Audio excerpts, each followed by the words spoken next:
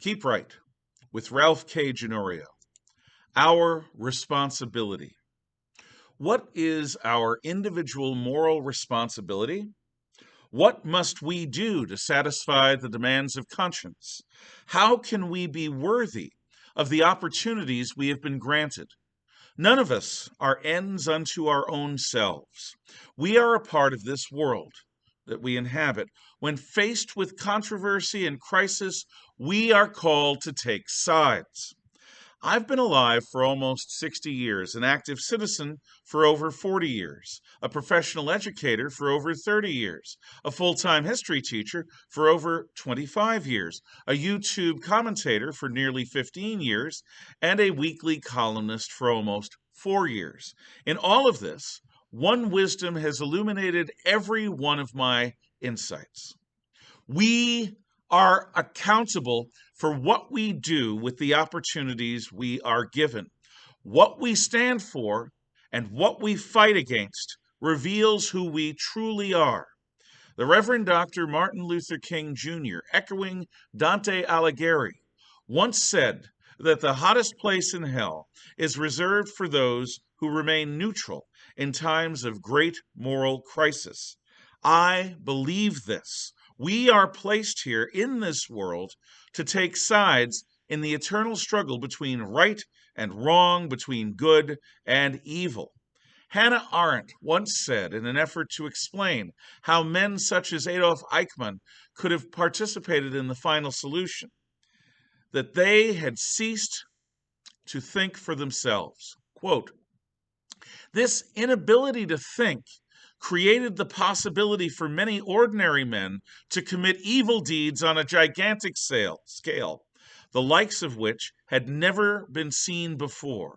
The manifestation of the winds of thought is not knowledge, but the ability to tell right from wrong, beautiful from ugly.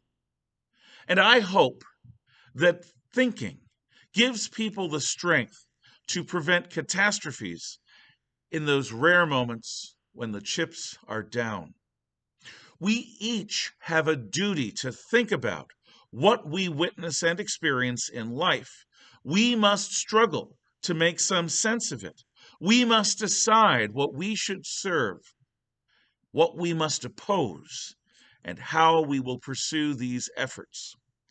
When we refuse this duty, we assist evil by failing to recognize it.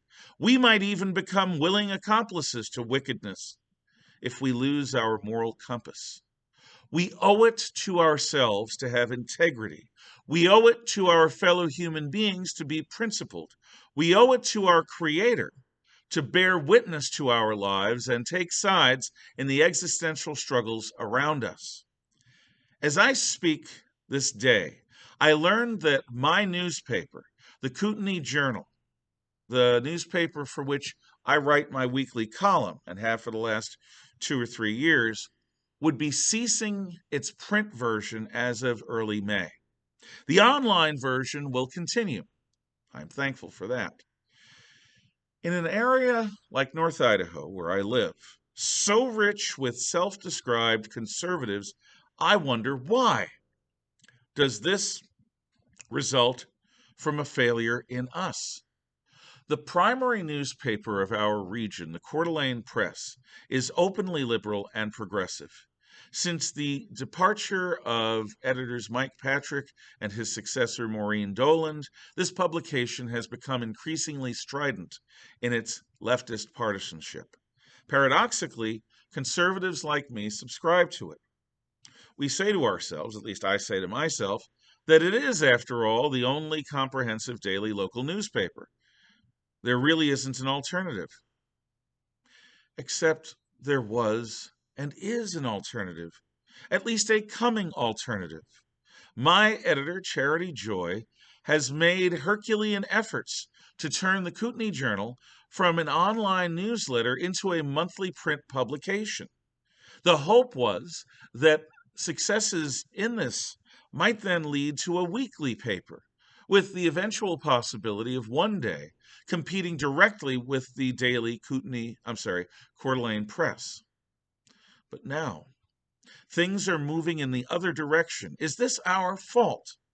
Fellow conservatives, are we to blame for not stepping up and subscribing, advertising, and even contributing? I understand that we each are called to serve our own vocation. Building the Kootenai Journal into a non-leftist local newspaper is not everyone's calling.